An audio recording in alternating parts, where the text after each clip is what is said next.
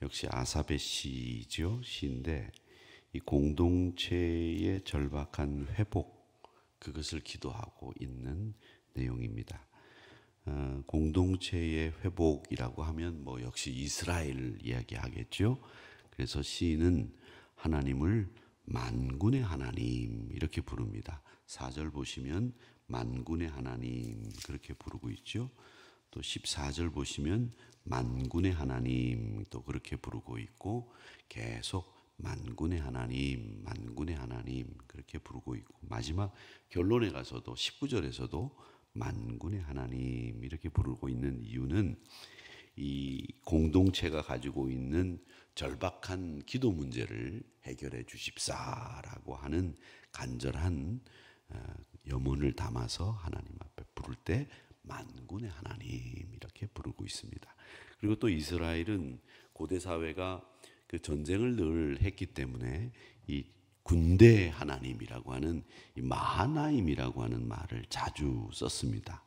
또 그런 동시에 하나님을 뭐라고 표현을 하고 있느냐면 1절에서는 양떼같이 인도하시는 이스라엘의 목자 이렇게 표현을 하고 있죠. 또 8절에 보면 뭐라고 되어 있는가 하면 이렇게 되어 있습니다. 주께서 포도나무를 애굽에서 가져다가 민족들을 쫓아내시고 심으신 포도나무를 심는 농부 이렇게 묘사를 하고 있습니다. 이 비유들, 즉 만군의 하나님, 또 양떼를 인도하시는 목자, 또 포도나무를 심는 농부 이렇게 묘사하는 이것은 다 하나님의 성품을 보여주는 거죠. 전쟁에서 이기게 하시는 하나님, 또 우리에게 늘 안온하게 인도해 주시는 인도의 하나님, 또 그 다음에 우리에게 열매를 거둘 수 있도록 나무를 심으시는 농부이신 하나님, 이런 모습들을 통해서 백성 한 사람 한 사람을 돌보시는 목자, 농부, 그리고 만군의 하나님으로 전쟁에서 전략으로 또 능력으로 권세로 이기게 하신 하나님, 이걸 이야기하고 있다는 것을 볼 수 있습니다. 오늘 본문에서 시인은 하나님께서 이스라엘을 더 이상 돌보지 않으십니다 이렇게 탄식을 하고 있는데, 사실은 하나님이 돌보시지 않는 거 아니죠. 자신들이 버림을 받았다라고 느끼는 거죠. 그러니까 상대편이 그렇게 생각하지 않아도 내가 그렇게 생각하면 이런 시가 나올 수밖에 없게 되는 거죠. 하나님의 임재가 사라지는 법이 없습니다. 하나님의 임재는 늘 함께 하시고 하나님의 은혜는 늘 함께 하는데, 지금 시인은 하나님의 은혜가 없습니다, 하나님의 임재가 사라졌습니다 이렇게 생각을 하고 하나님 앞에 기도를 하고 있는 겁니다. 그래서 이런 현실 앞에서 시인은 하나님, 다시 우리의 마음속에 하나님이 임재하고 계신 것을 깨닫게 해주세요, 하나님의 은혜를 깨닫게 해주세요, 그러면서 통회하는 기도를 드리고 있는 겁니다.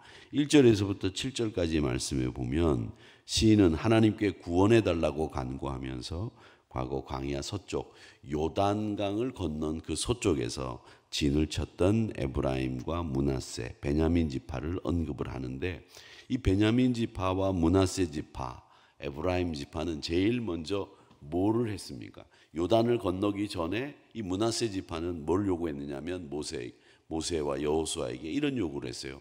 우리는 요단강을 건너지 않겠습니다. 요단강을 건너지 않고 여기서 우리가 살 터이니, 그런 얘기를 하지 않았습니까? 그 지파가 대표적인 지파가 므낫세 지파인데, 이 지파를 언급하는 이유는 뭐냐면 그때 그 지파들이 요구했던 그 요구를 받아주셨다는 거죠. 사실은 요단강을 건너와야 되는데 건너오기 전에 므낫세 지파가 요구했던 그 기도를 들어주신 하나님, 이제 우리의 기도를 들어주시기 원합니다 이렇게 이야기를 하고 있는 거예요. 하나님으로부터 멀어진 그 느낌을 이제 그 옛날 역사를 회고하면서 이야기하면서 계속 반복해서 하나님 앞에 외치는데, 3절에 보면 하나님이여 우리를 돌이키시고 주의 얼굴빛을 비추사 우리가 구원을 얻게 하소서, 3절에서 그렇게 얘기를 합니다. 또 7절에 보면 우리가 구원을 얻게 하소서 그렇게 얘기를 하고, 그 다음에 19절에도 내려가 보면 우리가 구원을 얻으리이다 이렇게 결론을 내리면서 3절과 7절과 19절에서 계속 우리에게 구원을 베풀어 주시옵소서, 그렇게 기도를 하고 있습니다. 이렇게 간절한 기도를 드리는 것은 외적으로만 하나님 구하는 것이 아니라 하나님의 임재, 하나님의 얼굴이 다시 백성을 향해 비춰지기를 바라는 영적인 갈망이 간곡하게 담겨 있다라고 하는 겁니다. 그래서 오늘 5절 말씀에 보면 눈물의 양식을 먹이시며 많은 눈물을 마시게 하셨나이다, 이렇게 이야기를 하고 있는 겁니다. 자, 우리가 사실은 기도해도 하나님 응답이 없고 고통은 끝나지 않고 계속 절망스러운 상황이 계속이 될 때 하나님 앞에 기도를 해도 응답이 없는 것에 대해서 답답해할 이럴 때가 있습니다.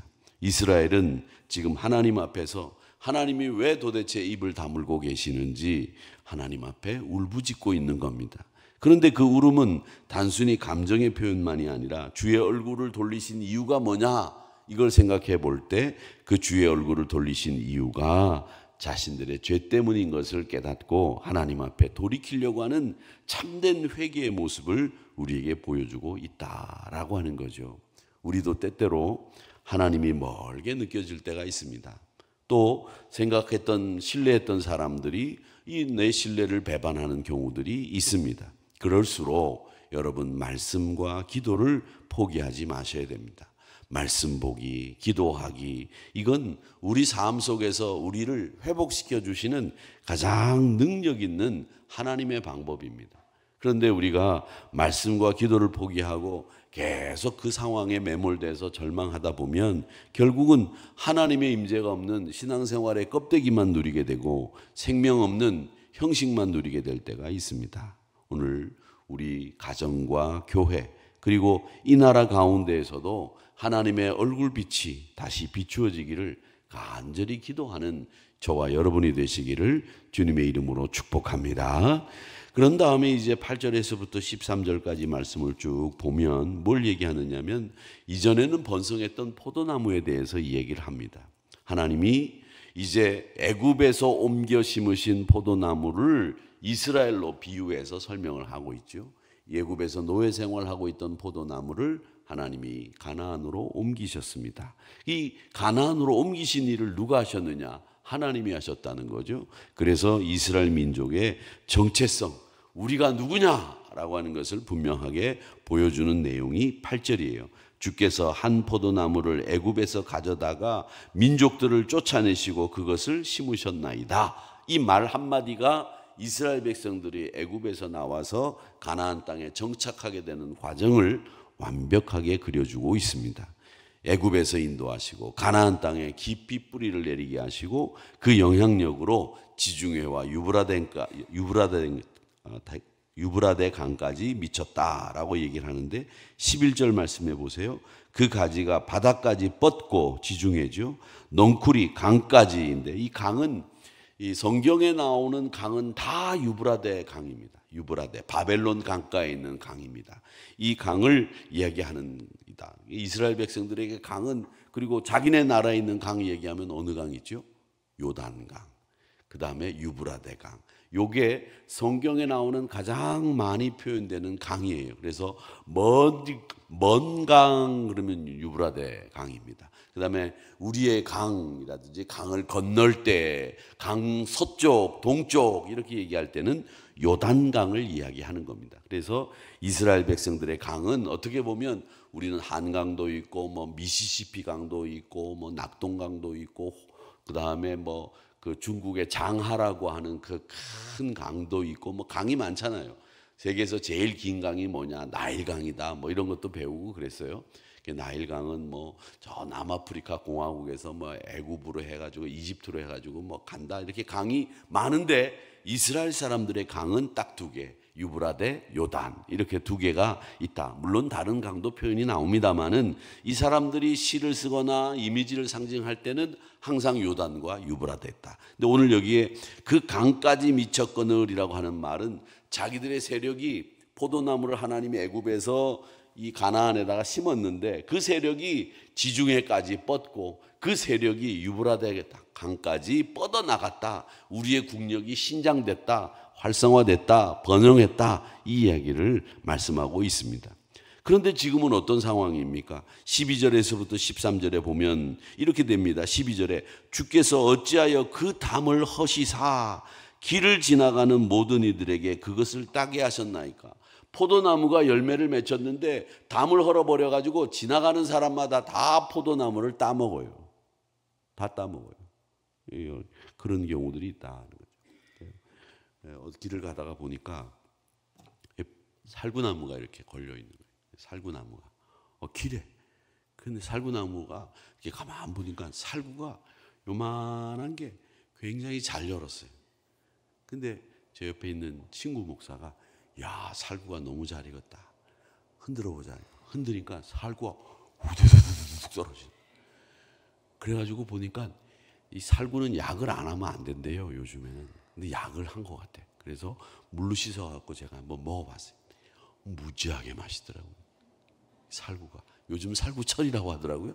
그래가지고 집에 오니까 또 집에 또 살구가 이렇게 박스로 사다 놨더라고요. 그래서 살구를 요즘 많이 먹었는데 살구가 또 뭐 그런 거 요즘에 귀한 거 먹으면 항상 사람들의 말이 이거 몸에 되게 좋대. 뭐 맛없는 거 별로 그런 것들은 몸에 되게 좋다고 그러고 말이죠.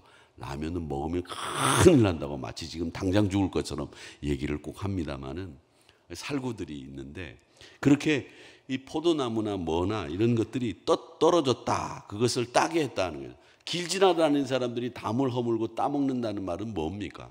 자기들이 원주인들이 먹어야 될 것들을 아무나 먹게 됐다는 말은 하나님이 보호하시지 않는다는 얘기예요. 그래서 오늘 이 말씀에 보면 이스라엘 백성들이 이제는 담이 허물어졌고 다른 나라 백성들의 조롱에 노출이 돼버리고 말았습니다. 이 이유는 뭡니까? 하나님 불순종하고 우상 숭배하다가 이 지경이 된 거예요. 시인은 이런 이야기를 정치적으로 군사적으로 패배하고 나라가 하나님의 보호하심을 거두셔서 이런 결과가 나왔다고 얘기를 하고 있다는 거죠. 그런데 사실은 아니죠. 하나님이 담을 허신 적도 없고 하나님이 징계를 하시더라도 회복을 위한 징계를 하시는 분이시지 그냥 끝내시는 분이 아니지 않습니까? 그런데 오늘 우리 한국교회도 보면 세계 선교의 중심으로 크게 쓰임을 받았습니다. 참 많은 선교를 하고 참 많은 선교가 저는 생각에 이 K문화와 이 K-팝이 세계적인 문화와 음악이 될 수 있었던 것은 우리 한국교회가 나가서 단기 선교를 많이 하면서 그 단기 선교를 통해서 한국 사람들이 어떤 사람인가를 보여줬다고 생각을 합니다. 그래서 K문화와 K-팝이 그렇게 인기를 얻고 있는 거죠. 저는 그렇게 생각해요. 문화적으로도 볼 때 그게 맞고요. 어떻게 그 사람들이 K문화와 K-팝을 알게 됐습니까? 우리 한국 문화를 들고 나간 사람들이 제일 많이 들고 나간 사람이 누구냐? 단기 선교팀들이에요. 그분들이 나가서 일주일 열흘씩 계시면서 한국 사람들은 이렇게 삽니다. 한국 사람들은 이런 신앙을 가지고 있습니다. 보여줬기 때문에 그들이 거기에 감동을 받고 자기들에게 베풀어 주신 그 조그마한 정성에 그들이 감동하고 한국이 도대체 어떤 나라냐 보면서 그 경제적인 성장뿐만 아니라 문화적인 성장과 우월함을 보고 야, 우리도 저런 문화 가져야 되겠다 생각하는 젊은이들이 이 K문화와 K팝에 매료되는 거거든요. 그래서 저는 이 한국교회가 세계 선교의 중심으로 쓰이던 그때가 한국 문화의 절정을 이루는 때다, 이런 생각을 하는 겁니다. 근데 지금 신뢰를 잃고 외부로부터 비난과 내부의 여러 가지 문제들로 교회가 위기를 맞고 있는데, 이럴 때 하나님이 세우신 울타리를 우리가 허문 것은 아닌지 스스로 돌이켜볼 필요가 있다, 이런 생각을 합니다. 지금 우리는 얼마나 많은 선교의 열정을 가지고 있습니까? 선교의 열정을 가지고 있다면 여러분, 선교사를 보내고 선교사를 위해서 기도하고 선교 사역이 어떻게 되는지 지금 우리가 관심을 가지고 봐야 되는데, 이 선교 사역에 대해서도 전혀 관심이 없고요. 우리는 지금 도대체 뭐에 관심이 있는지 모르겠어요. 영혼 구원을 위해서 영혼을 사랑하는지, 선교를 해야 되는 것에 대해서 막중한 사명감을 가지고 있는 건지, 한국교회가 지금 정체성을 다 잃어버리고 있다는 거죠. 헌신은 어디로 갔으며 선교의 동력은 어디로 갔고 예배를 사모하는 열정은 어디로 갔습니까? 이걸 왜 잃어버렸느냐라는 생각을 해볼 때 참으로 안타까움을 금하지 않을 수가 없습니다. 다 자기 행복과 자기 유익과 자기만 생각하는 한국교회로 전락한 것은 아닌지, 오늘 담을 허물고 포도나무 열매를 아무나 따먹게 하는 이런 상황이 된 것을 보면서 우리는 우리 스스로를 돌이켜봐야 될 때가 아닌가, 이런 생각을 하면서 이 80편 말씀을 보게 되는 겁니다. 그러면서 후반부의 14절에서부터 19절까지의 말씀으로 넘어가 보면 시인은 절박한 회복의 기도를 드리고 있습니다. 14절 말씀에 보면 우리를 돌보소서, 그 다음 돌아오소서라는 표현을 쓰고 있습니다. 하나님이여 구하옵나니 돌아오십시오. 사실은 하나님이 돌아오지 않은 건 아닌데 시인은 그런 표현을 쓰고 있죠. 하나님, 우리 포도나무를 돌봐 주시기 바랍니다. 그렇게 기도하고 있습니다. 여기서 17절의 말씀에 보면 주의 오른쪽에 있는 자, 곧 주를 위하여 힘있게 하신 인자에게 주의 손을 얹으소서라고 하는 말씀을 이야기하고 있는데, 이것은 이스라엘의 왕조, 어떤 왕조입니까? 다윗 왕조 아닙니까? 이 다윗 왕조를 하나님께서 다시 회복시켜 주십시오 라고 하는 이야기인데, 사실은 이 말씀을 한번 보십시오. 인자는 누굽니까? 그리스도 예수. 주의 오른쪽에 있는 자, 주의 오른편에 승천하시어 앉으셔서 세상을 다스리시는 분, 정말 정확하게 예수 그리스도를 예표하신 말씀이라는 것을 금방 알 수 있습니다. 이 말씀을 다윗 왕조의 재건으로 이야기를 하시면서 그리스도 예수 메시아의 그 능력 있는 사역을 위해 기도하고 있는 내용이다라고 하는 것을 우리가 볼 수 있습니다.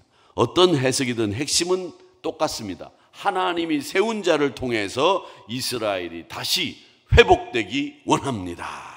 이렇게 이야기하고 있다는 거죠. 그래서 하나님의 손이 함께 하시는 것을 위해 기도하고 있습니다. 사랑하는 성도 여러분, 교회가 회복되고 가정이 회복이 되고 개인의 신앙이 회복되는 것은 결국 주의 손이 임할 때 가능하다라고 하는 것을 기억하시기를 바랍니다. 그러니까 우리가 정말 생각해야 될 것은 내가 주의 손길 아래 있는 인생이 되기를 위해 기도하시기를 축복합니다. 하나님의 손길 아래 있는 인생 되어 하나님께서 우리를 인도해 주시기를 원하는 이 아삽의 시편이 여러분의 시편이 되셔서 하나님, 우리를 인도해 주시옵소서, 주의 손길 아래 있는 인생이 되게 해 주시옵소서, 그렇게 기도하시면서 하나님, 우리가 주님을 떠나지 않고 하나님이 우리를 떠나지 않으시면서 우리와 동행하시는 우리 하나님이 되어달라고 간절하게 기도하면서 오늘 이 아삽의 시편은 주의 손길 아래 있는 인생, 이것을 우리가 기억하면서 함께 하시고 돌보시는 하나님, 그 하나님과 함께 주의 손길 아래 있는 능력 있는 인생이 되게 해달라고 기도하시면서 그런 삶을 살기를 다짐하는 이 아침이 되시기를 주님의 이름으로 축복합니다.